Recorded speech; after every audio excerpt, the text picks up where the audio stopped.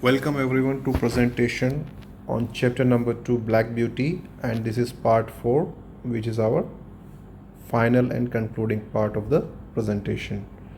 So बच्चों, अभी तक हमने इस चैप्टर के राइटर के बारे में जाना है, Anna Sewell. Then apart from that, we have already gone through the chapter, and I hope you have learned all the spellings of the chapter. And now we will go through the question answer. So first of all, read the first question A1, and what is the question? Fill in the blanks. इसका मतलब क्या हुआ? Fill करना है आपको blank space में. What is that? Number 1, the house that the narrator lives in is called. First of all question क्या है? द हाउस मतलब वो घर जिसमें नैरेटर रहता है. नैरेटर का मतलब होता है स्टोरी बताने वाला. सो स्टोरी किसने बताई है हमें? ब्लैक ब्यूटी ने, right. So where does Black Beauty live? That house name is Birtwick. क्या नाम है? Birtwick, which is mentioned here. Last में मेंशन्ड है. And if you see the first line also, the longer I lived at Birtwick Hall. ठीक है. So that means the house name is Birtwick Hall.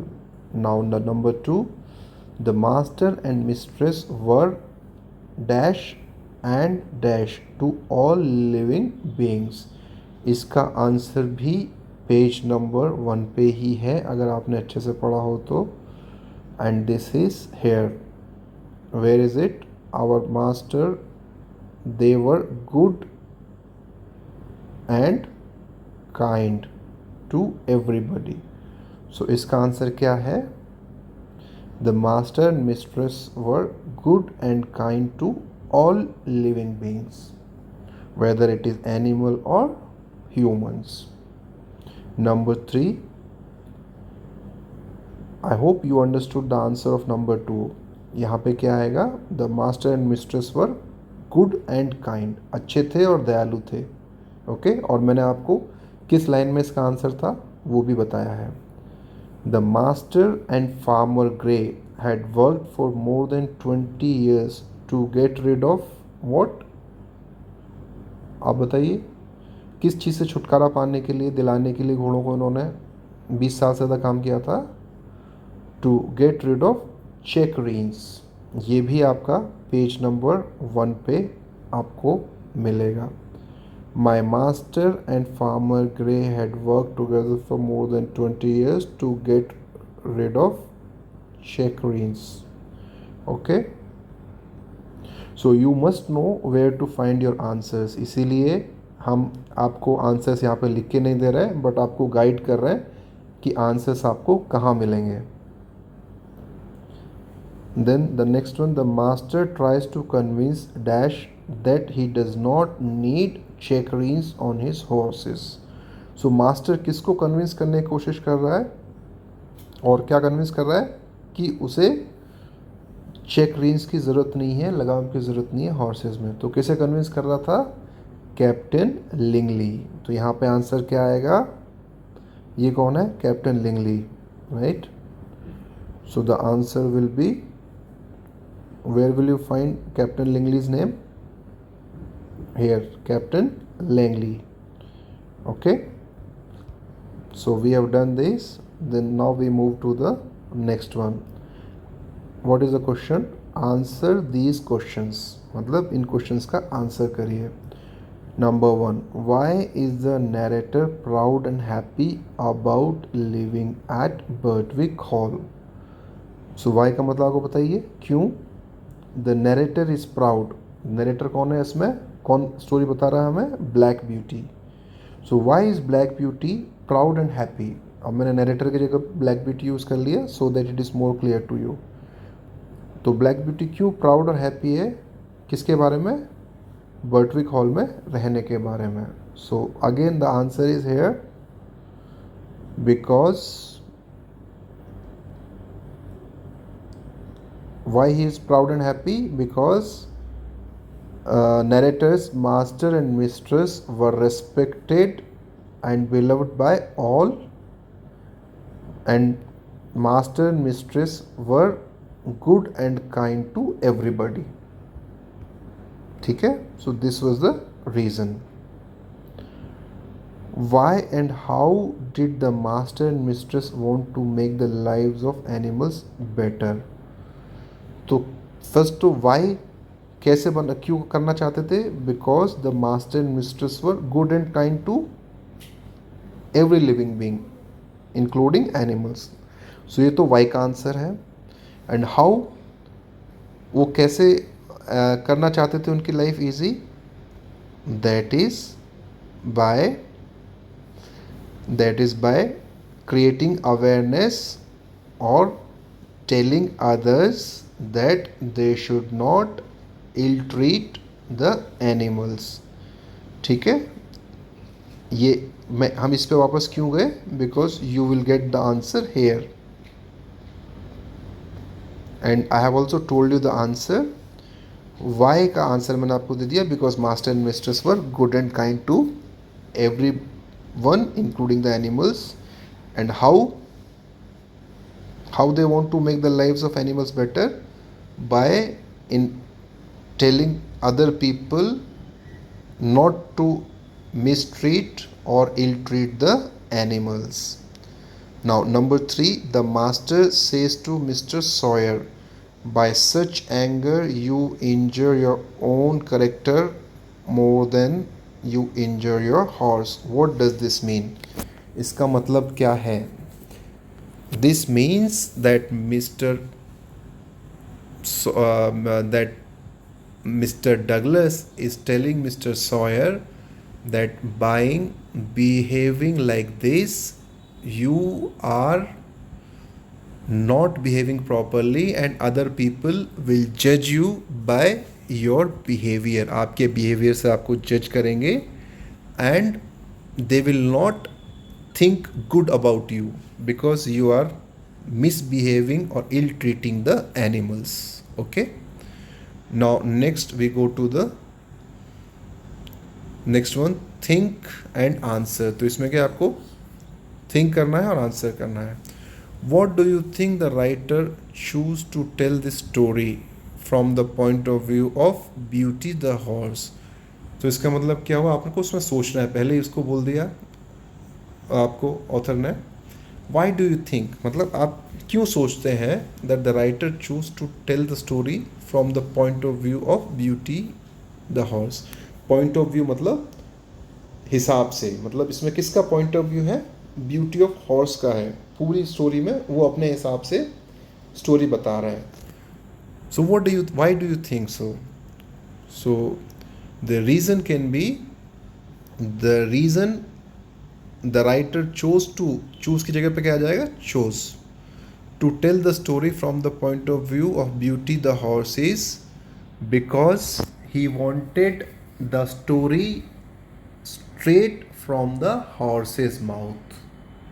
ये आपको अगर याद हो तो हमने यहाँ पे अंडरलाइन किया था, straight from the horse's mouth. So as I told you, straight from the horse's mouth ये इडियम भी है या मुहावरा भी है, और उसके अलावा यहाँ पे ये सिर्फ ये स्टोरी एक घोड़े के बारे में है तो उसको सूट भी कर रही है. Okay, and then the story will have more impact, क्योंकि हॉर्स अपनी आप बीती सुना रहा है कि मुझे क्या लगता था, मुझे कैसा लगता था. So it is more meaningful.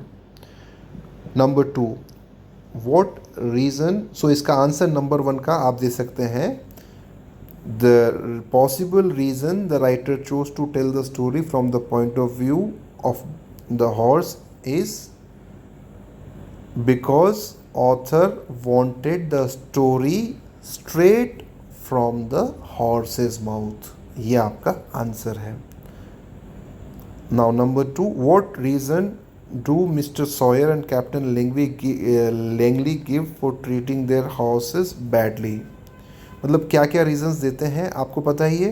Captain mister Sawyer ने बोला था that this animal does not listen to me and he does things on his own, मतलब मेरे को सुनता नहीं है, अपने हिसाब से काम करता है. So that was the reason for beating the animal. Similarly Captain Langley का जो रीज़न था to put the check rings was that he want to hold the heads up of the horses. ये दोनों रीज़न थे उनके. Are these good reasons और bad reasons? What do you think? Okay, so you think from your point of view. In my point of view these reasons were bad reasons. तो आप अपने हिसाब से रीज़न सोचिए, क्योंकि इसमें आपको थिंक करना है और आंसर करना है. बट मैं अपने हिसाब से अगर सोचता हूँ तो they are bad reasons. Number 3, what does the master try to convince Captain Langley to do? So इसका मतलब है मास्टर किस चीज़ के लिए कन्विंस करने की कोशिश करता है, समझाने की कोशिश करता है किसको? कैप्टन लैंगली को.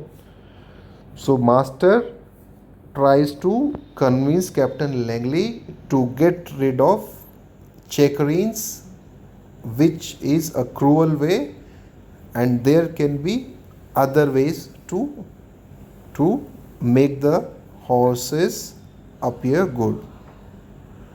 How does he try to convince him to do this? Or how does he try to convince him? By giving an example of his regiment. कि suppose आपके regiment के जो soldiers हैं, if they are this one is here, if they had their heads tied to a backboard, then how does he feel? So ये example दे के उनको समझाने की कोशिश करता है. So we move to the next one. Learn interesting terms. Now इसमें क्या है, कुछ इंटरेस्टिंग जो टर्म्स है वो हमें लर्न करनी है. The phrase point of view describes from whose perspective a story is being told. तो पॉइंट ऑफ व्यू का मतलब होता है कि किसके पॉइंट ऑफ व्यू से बता रहे हैं, मतलब so describes from whose perspective a story is being told. Now Black Beauty is told from the point of view of the main character, a horse named Beauty. What clues does the story give you that the narrator is a horse? Give example.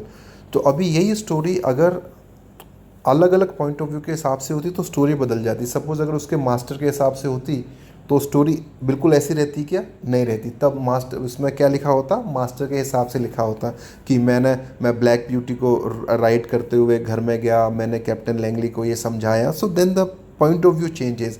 Suppose उस person के हिसाब से होती, जो था ना एक powerful person, अगर उसके पर्सपेक्टिव से के हिसाब से या उसके पॉइंट ऑफ व्यू के हिसाब से स्टोरी होती तो अलग स्टोरी बनाता कि मैं अपने घोड़े को मार रहा था, इतने में एक आदमी आया और पता नहीं क्यों वो मुझे बातें समझाने लग गया, तो पूरी स्टोरी बदल जाती. So that is why point of view is very important. So coming back to question, what clues does the story give you about the narrator is a horse? तो मतलब स्टोरी में कौन कौन से क्लूज हैं, hint हैं, जिनसे पता चलता है कि नरेटर जो है स्टोरी का हॉर्स है. इसके एग्जाम्पल देने हैं तो आप इसमें खुद ढूंढिए, आपको मिलेंगे. I can tell you few examples. I can tell you like I remember he was riding me towards home. तो यहाँ पे आई कौन है? नरेटर.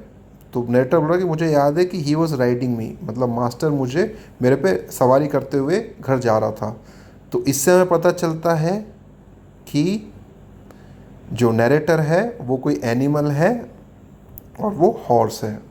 अदरवाइज़ अगर ये कोई आदमी होता तो कैप्टन जो मिस्टर डगलस है वो उसके ऊपर सवारी करते हुए नहीं आते, राइट?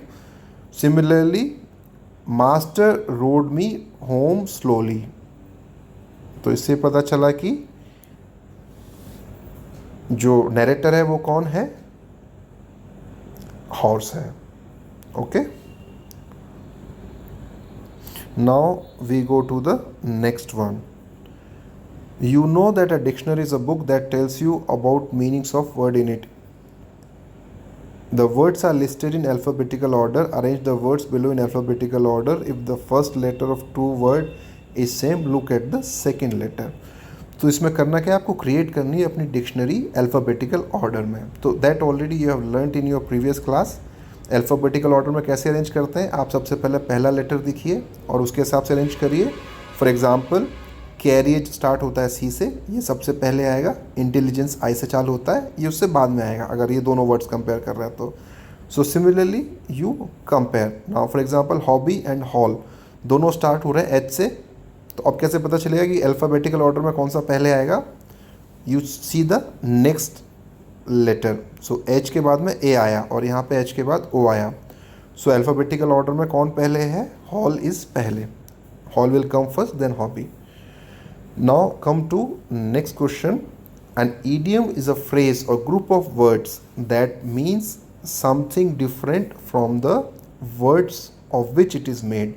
तो ईडियम या मुहावरे क्या होते हैं? वो कुछ शब्दों से मिलकर बने होते हैं बट इनका मतलब टोटली डिफरेंट होता है उन वर्ड से जिनसे बने होते हैं। When you come across N idiom, जब आप किसी ईडियम को देखते हैं, you might find that word have a funny और सिली मीनिंग। अब जब किसी आप ईडियम को देखते हो तो आपको लग सकता है कि भाई ये वर्ड का तो बड़ा फनी या सिली मीनिंग है by themselves, but an idiomatic expression they mean something sensible. But जो इडियोमेटिक एक्सप्रेशन है वो दे मीन समथिंग सेंसिबल, उनसे हमें कोई सेंसिबल चीज़ पता चलती है। For example Manik is the apple of my eye. तो यहाँ पे एप्पल ऑफ आई मतलब ऐसा नहीं है कि मेरी आई का एप्पल है Manik. Manik is the name of a person, but इसका मतलब है कि Manik is very close to me, मतलब मुझे मानिक बहुत पसंद है, मेरे लिए मानिक बहुत स्पेशल है। Okay, so the apple of my eye is an idiom and it means the speaker is very fond of Manik. Manik जो है वो उनके काफ़ी क्लोज हैं और काफ़ी पसंद है, इसका मतलब ये हुआ। सो सिमिलरली यहाँ पे आप देखिए ईडियम का मतलब है और उनका मीनिंग है। For example Penney for your thoughts. तो पेनी का वैसे मतलब होता है जैसे होता है ना डॉलर, तो डॉलर की जो छोटी अमाउंट होती है जैसे पैसा, रुपया और पैसा। सो पेनी समथिंग लाइक पैसा फॉर योर थॉट्स। बट इसका अगर आप लिटरल मीनिंग देखोगे तो कुछ और बनेगा और या कोई मतलब ही नहीं बनेगा, बट इसका एक्चुअल मीनिंग है a way of asking what someone is thinking. ये एक तरीका है पूछने का कि आप क्या सोच रहे हैं, आपके दिमाग में क्या चल रहा है। And arm and a leg, ऐसे अगर आप देखोगे तो इसका कोई मतलब नहीं बनता, बट ईडियम है, इसका मतलब होता है a way of saying something is very expensive. ये कहने का तरीका है कि भाई ये चीज़ बहुत महंगी है। Biting off more than you can chew, इसका मतलब होता है a way of saying that someone is taking on a task that is too big, मतलब आप चबा सकते हो उससे ज़्यादा खाना।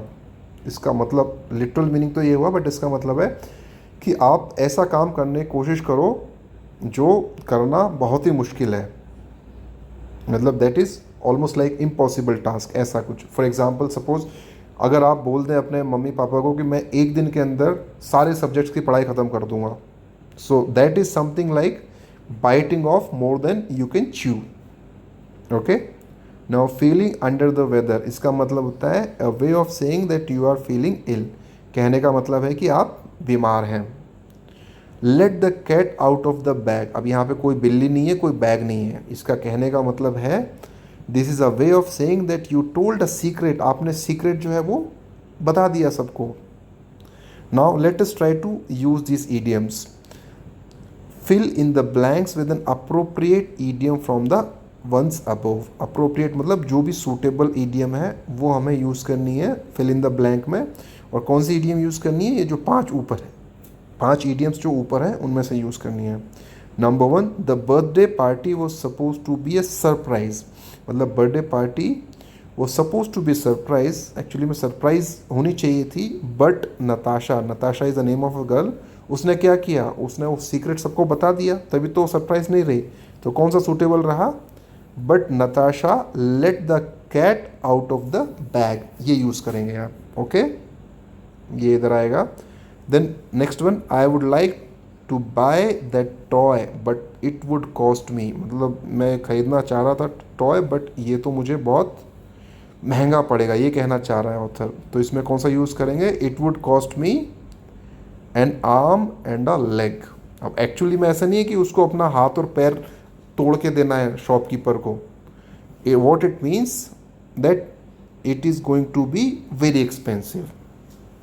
Number 3, Meena missed school yesterday because she was, Meena ने स्कूल मिस किया कल. क्यों मिस किया? अब क्या बचे आपके पास option? Possible option is she was not well. तो इसका मतलब because she was feeling under the weather, मतलब शी वॉज इल. अब go to the next one, you look worried. अब यहाँ पे क्या आएगा? Penny for your thoughts question mark. इसका मतलब what is the reason and what are you thinking, मतलब what is the reason for worrying and what are you thinking, ये पूछने का तरीका है. A penny for your thoughts. You have been trying to study an entire year's worth of topic in one day. You are biting off more than you can chew. अब आप क्या है, एक दिन में पूरे साल के टॉपिक्स पढ़ने की कोशिश कर रहे हैं. सो आपके मम्मी पापा क्या बोलेंगे आपको? You are biting off more than you can chew, मतलब आप वो करने की कोशिश कर रहे हो जो एक दिन में पॉसिबल नहीं है. Now next one, what is the next question? Read the following sentences. Our master and mistress were respected and beloved by all who knew them. I remember he was riding me towards home one morning when we saw a powerful man driving in a light pony cart. Look at the highlighted words, they are called participles. And what is participle? There are two kinds of participle. One is present participle and past participle. A verb that ends in ing is called present participle. For example, driving, riding, ये क्या है? Present participle है. The verb plus ing form can be used in a number of ways. एक तो क्या है? Verb plus ing is used in continuous tenses. For example, present, past, future आपको already पढ़ाया हुआ है. I am riding, I was riding, I will be riding. Present continuous, past continuous and future continuous. Now sometimes the verb plus ing form is used as a noun and this is called a gerund. So for example, walking is a good exercise, dancing is a good exercise. So this is basically a noun. तो इसमें हमने क्या पढ़ा? That अगर verb में ing लगा देंगे तो नाउन भी बन जाती है. And sometimes it is adjective also. The present participles is also used in adjective in a sentence. For example, I saw a dancing peacock. तो यहाँ पे डांसिंग क्या है? एडजेक्टिव है and peacock is a noun. Now a verb that ends in d, ed, etc. is called the past participle. मतलब second form और third form of the verb is called past participle. Example, ridden, walked, learned, ये सब क्या है? past है. इसका first main verb क्या है? ride. walked का क्या है? walk. learn main verb है, उसका learned हो गया second form. play का second form played. eat का eaten. So this is all past participle. However, the most important use is with have, has, had in the present, past, future tense. For example, I have eaten the apple, I had eaten the apple, I will have eaten the apple. So ये सब sentences कौन से हैं? Present perfect, past perfect, future perfect. ये भी आपको grammar में कराए हुए हैं. Now look at the following chart showing example of verbs and their participles. So verb है jump, present participle इसमें ing लग जाएगा तो jumping हो जाएगा. past participle क्या होगा? jumped. So like this you go through all the verbs and you can know their present participles and past participles. Now let's go to the next page. State whether the highlighted words are past or present participles. So इसमें क्या है? आपको देखना है और बताना है कि जो highlighted word है वो past participle है या present participle है. So number 1, there was no oppressed creature that had not a friend in them. तो oppressed ये कौन सा है? past participle है, right? ed लग गया इसमें. Then the driving cart is approaching with the ponies, यहाँ पे ड्राइविंग क्या है, प्रेजेंट पार्टिसिपल है, आईएनजी है. सिमिलरली हियरिंग, ये भी प्रेजेंट पार्टिसिपल है. Loving is also present participle. And blinded by cruelty Sawyer mistreated the horse, यहाँ पे ब्लाइंडेड क्या है, पास्ट पार्टिसिपल है. Next one, fill in the blanks with the suitable participles. अब यहाँ पे रेस्पेक्ट का लिखना है. So the respected master and mistress were kind and considerate, ये आपके पेज नंबर 1 पे ये लाइन भी है. Then the next one, मिसट्रीटिंग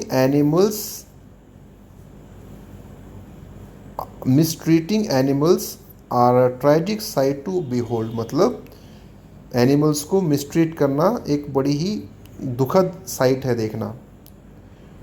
distress, अब the distressed master rode home slowly, तो यहाँ पे क्या आएगा, distressed. The act of kindness was a learning experience for him, यहाँ पे क्या आएगा, लर्निंग.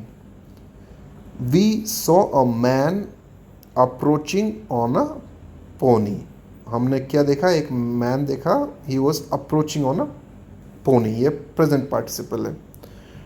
नेक्स्ट वन, लिसन, ये आपको इसमें तो पैराग्राफ पढ़ना है. Now we go to the next one, next page. This is speak in class for 2 minutes. अभी तो आपके स्कूल विदाउट वॉल्स चल रहे हैं, स्कूल में आप आते नहीं हैं, घर से पढ़ाई हो रही है. सो आप घर में मम्मी पापा के सामने you will speak for 2 minutes on your favourite sport or favorite book or favorite movie, and you must cover these 5 points in your speech. Which is your favorite sport, book or movie, and why is it your favorite, and how frequently you play, read or watch it, and what makes it special, and when did you start. तो आप एक 2 minute की speech देंगे mummy papa के सामने on your favorite movie, sports or book. Now one more thing, when we write the title of a book or movie or story or song, we must follow 2 rules. और क्या 2 rule है, capitalize the first and last word of the title and all nouns, pronouns, adjective, verbs and adverbs. मतलब जो भी हमारे first और last word है title के, उनको सारे नाउन्स को, सारे प्रोनाउंस को, सारे एडजेक्टिव्स को, सारे वर्ब्स को, सारे एडवर्ब्स को क्या कर दीजिए, फर्स्ट लेटर को कैपिटल कर दीजिए. बट ये रूल किस पे एप्लीकेबल नहीं है, do not capitalize article a and the, इनको कैपिटल नहीं करना है. कंजंक्शन एंड, बट, और, फॉर, नॉर, इनको भी कैपिटल नहीं करना है. एंड प्रीपोजिशंस, इनको भी कैपिटल नहीं करा until they are the first और last word of the title, जब तक कि वो टाइटल के फर्स्ट और लास्ट वर्ड ना हो. फॉर एग्जाम्पल अगर आप देखेंगे ब्लैक ब्यूटी इसका नाम था, तो हमने ब्लैक ब्यूटी में ब्लैक का बी भी कैपिटल किया हुआ है, ब्यूटी का बी भी कैपिटल किया हुआ है, क्योंकि ये फर्स्ट और लास्ट वर्ड है टाइटल के. नेक्स्ट वन है Harry Potter. Harry Potter and the Philosopher's Stone is my favourite movie. इसमें देखिए हैरी का एच बड़ा है, पॉटर का पी बड़ा है, बिकॉज हैरी फर्स्ट वर्ड है, स्टोन लास्ट वर्ड है, तो इनको कैपिटलाइज करना है. देन हैरी पॉटर ये नाम है, नाउन है, तो पी भी बड़ा है. इसका हमने आर्टिकल्स को हमने कैपिटल नहीं किया. देन फिलोसोफर क्या है, नाउन, इसका भी हमने कैपिटल किया हुआ है. Okay, so now capitalize words as needed in the following sentences. My grandpa loves the book. कौन सी बुक है, वॉर एंड पीस, तो वॉर का W कैपिटल होगा एंड पीस का P कैपिटल होगा, एंड कैपिटल नहीं करेंगे. Next one, have you seen the film Honey I Shrunk the Kids, तो इसमें हनी का H कैपिटल होगा, I कैपिटल है ही, श्रंक जो है वर्ब है. ठीक है, सो वर्ब में भी आप देखो रूल नंबर 1 में वर्ब को हमें कैपिटल करना है, तो श्रंक का S कैपिटल होगा, द कैपिटल नहीं होगा, एंड किड्स का K कैपिटल होगा, because this is the last word. We have been taught, मतलब हमें सिखाया गया है, to play what, Hotel California on a guitar. Now Hotel California is a song, so इसमें होटल का H कैपिटल आएगा, कैलिफोर्निया का C कैपिटल आएगा. You should look on Google and search for Hotel California song. ये English में एक song है, बहुत अच्छा सॉन्ग है, you will like it. So with this we complete our chapter number 2. Thank you.